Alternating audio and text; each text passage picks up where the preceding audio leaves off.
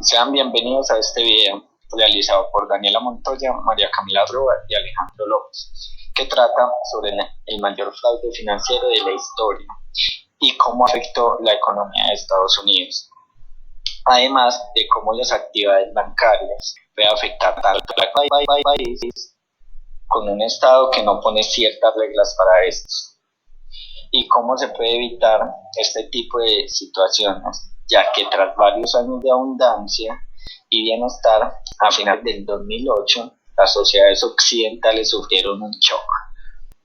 Los estados entraron en pánico y los ciudadanos despertaron en un apacible sueño.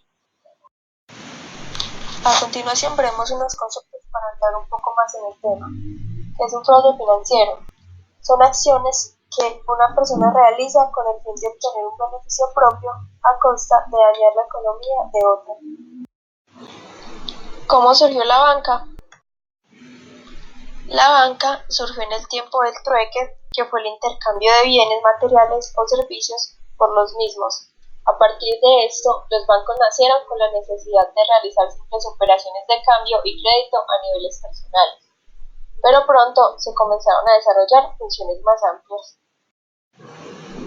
Así es como a partir del siglo IV a.C., en varias ciudades griegas se constituyen bancos públicos, administrados por funcionarios destinados a esta labor. Estas instituciones, además de su rol propiamente bancario, recaudaban impuestos y acuñaban moneda. Luego de esto, comenzaron a crear papel moneda en sustitución del oro. Modelo económico. ¿Qué es? Un modelo económico es una representación simplificada de la relación entre distintas variables que explican cómo opera la economía o un fenómeno en particular de ella. Por ejemplo, la variación del precio de un producto en un mercado específico. Socialismo. El principal fin es la consecución de una sociedad justa y solidaria, libre de clases sociales y que cuenta con un reparto de riquezas igualitario. Para ello, los medios productivos no tienen que ser de propiedad privada, porque considera que de esta manera acaba perteneciendo a una minoría capitalista que domina los mercados, aprovechando de su posición para controlar al trabajador y al consumidor. El capitalismo. Basado en que los medios de producción deben de ser de propiedad privada, el mercado sirve como mecanismo para asignar los recursos escasos de manera eficiente y el capital sirve como fuente para generar riquezas. Economía del libre mercado. Es aquel en donde los precios de los bienes y servicios se determinan por la interacción de los oferentes y demandantes, sin la intervención del gobierno o cualquier otro agente externo, es decir, que el precio solo lo define el comprador y el vendedor. En las variables económicas tenemos dos situaciones: tipo de interés, índice utilizado para medir rentabilidad de los ahorros e inversiones, así también el costo de un crédito. Inflación. La inflación es el aumento generalizado y sostenido del nivel de precios existentes en el mercado durante un periodo de tiempo, cuando el nivel general de precios aumenta. El PIB, el Producto Interno Bruto, es una magnitud macroeconómica que expresa el valor monetario de la producción de bienes y servicios de demanda final de un país o región durante un periodo determinado. Que la liquidez. La liquidez representa la cualidad de los activos para ser convertidos en dinero efectivo de forma inmediata sin pérdida significativa de su valor. De tal manera que cuando más fácil es convertir un activo en dinero, se dice que es más líquido. Los bonos y valores. El bono es una de las formas de materializar los títulos de una deuda, de renta fija o renta variable. Pueden ser emitidos por una institución pública o por una institución privada. En Estados Unidos, la crisis inmobiliaria tiene sus orígenes en el conjunto de bonos de viviendas colocados en el mercado por los principales bancos de Estados Unidos. En un principio, los bonos inmobiliarios ofrecían al inversionista un alto rendimiento junto con un bajo riesgo. Por lo anterior, se convirtieron en el instrumento de moda y los preferidos por los bancos. Sin embargo, los bonos eran básicamente un conjunto de casas hipotecadas en regla y con pagos al corriente, además de una baja tasa de interés. Lamentablemente para los bancos, las casas son finitas y no se pueden crear de la nada. Es por ello que los bancos, buscando mantener el constante flujo de capital que los bonos generaban, comenzaron a ofrecer créditos hipotecarios al por mayor, sin que fuera necesario comprobar ingresos, tener un historial crediticio y con tasas de interés cada vez más altas. Cuando estos últimos dejaron de pagar dichos créditos, los bonos fueron poco a poco disminuyendo su valor, hasta que en 2008 la crisis provocó pánico en los inversores, haciendo que los mismos exigieran el pago de los créditos de sus inversiones, generando una crisis de liquidez en la economía. Rápidamente, el impacto de las hipotecas de crisis provocó repercusiones más allá de los Estados Unidos. Los bancos de inversión sufrieron pérdidas en todo el mundo. Las empresas empezaron a negarse a comprar bonos por valor de miles de millones de dólares a causa de las condiciones del mercado. El Banco Federal de los Estados Unidos y el Banco Central Europeo trataron de reforzar los mercados con dinero, inyectando fondos disponibles a los bancos, que eran préstamos en condiciones más favorables. Las tasas de interés también fueron cortadas en un esfuerzo para alentar a los préstamos. Sin embargo, a corto plazo, las ayudas no resolvieron la crisis de liquidez, que es la falta de dinero disponible para los bancos, ya que los bancos seguían desconfiando, por lo que se negaron a otorgar préstamos unos a otros. El señor Jesús Huerta de Soto, él es un economista, abogado y filósofo político español, y uno de los teóricos más representativos de la Escuela Austríaca de Economía. En la actualidad es considerado el representante del anarcocapitalismo más característico en el mundo hispánico. El señor Juan Ramón Rayo, director del Instituto Juan de Mariana. Él es un economista, escritor y profesor universitario español de orientación liberal y un concreto de la Escuela Austríaca. Juan Ramón es conocido por su presencia mediática en espacios de análisis económico. Director de investigaciones.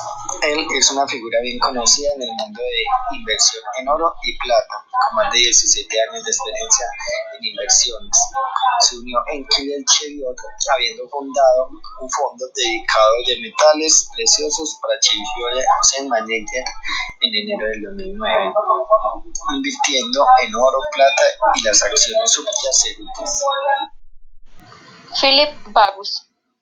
En la actualidad es profesor de la Universidad Rey Juan Carlos de Madrid, donde imparte clases de introducción a la economía, microeconomía, macroeconomía y metodología de la Escuela Austríaca.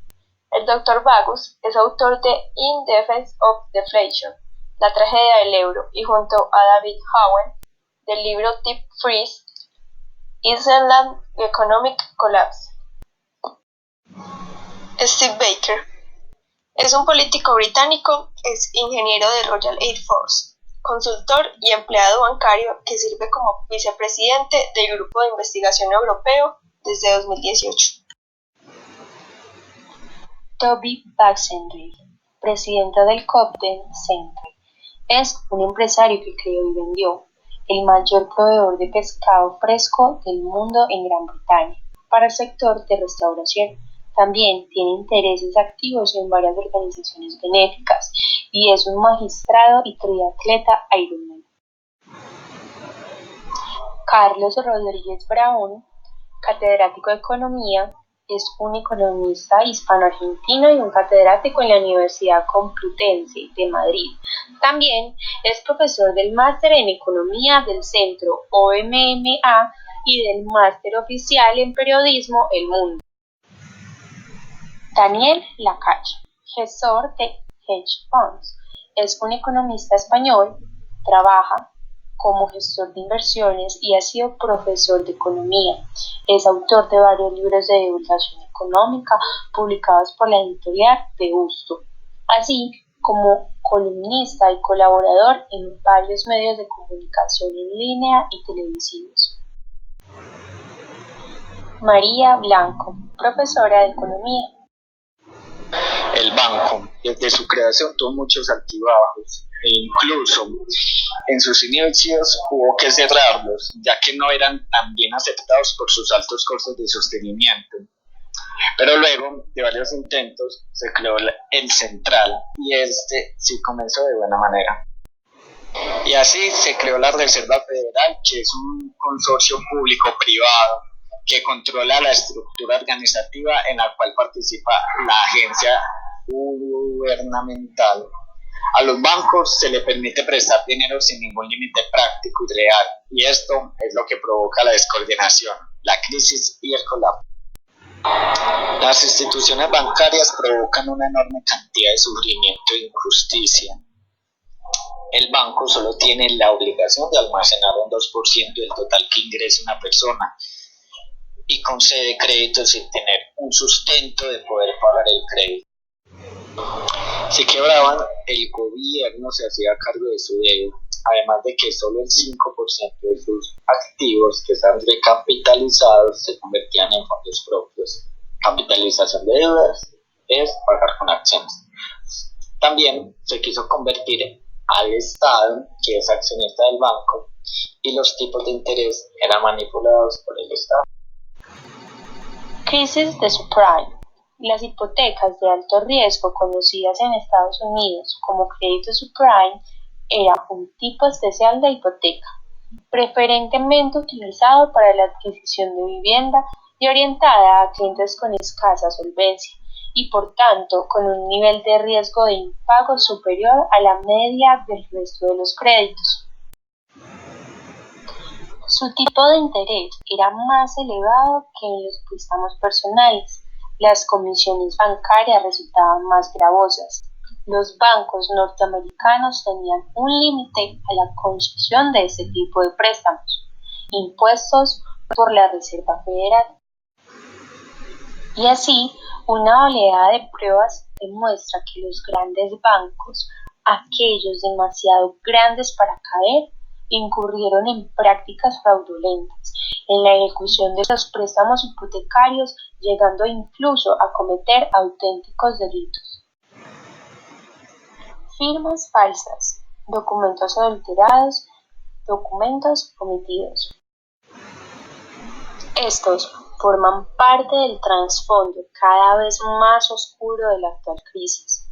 Los grandes bancos contrataron falsificadores para dar curso a los préstamos. De hecho, hasta el presidente Obama ha sido objeto de robo de firmas. Los bancos argumentan que esos son simplemente vicios de procedimiento, irregularidad o defecto cometido por regulación, que no afecta la calidad del sistema, pero la realidad dice otra cosa. ¿Y qué fue lo que generó la crisis? Inicialmente lo generó la parte bancaria con sus créditos tan invulnerables, con poca seguridad de pago, y cuando el banco de inversión Lehman Brothers se declaró en bancarrota. Y el Estado, al no poder sostener la liquidez, que además era dinero de la sociedad, Estados Unidos colapsó y luego le siguió el resto de economías desarrolladas. Muchas gracias por su atención. Espero les haya gustado nuestro video. Nos vemos en una próxima ocasión.